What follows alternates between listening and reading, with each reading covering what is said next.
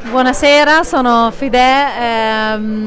sono qui a Pederobba e ho fatto una cena o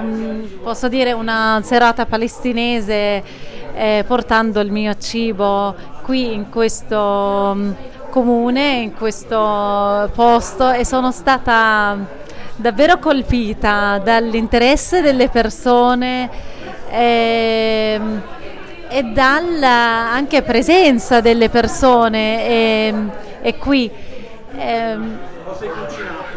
ho fatto hummus, ho fatto una salsa con le zucchine e yogurt, ho fatto una baba ganoush o mutabal betinjen con di melanzane affumicate, tahine e limone, e poi ho fatto il piatto unico, il piatto insomma da show makluba,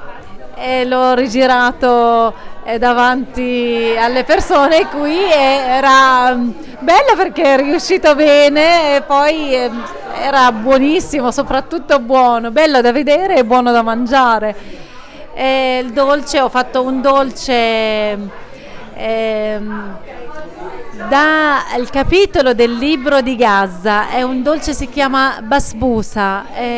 a base di molto semplice, semolino, cocco e poi guarnito con le mandorle, ma questo dolce mi colpisce sempre perché fa un effetto, perché quando abbiamo avuto la ricetta dalla signora, lì a Gaza c'erano le case, c'erano le strade e questa signora, oltre a darci la ricetta del dolce, parlava della sua vita, di suo padre che andava al lavoro, di sua madre tornava, il padre che andava a comprare il pesce, del riposo. E parlava di tutte queste cose, e farlo adesso in un momento che non c'è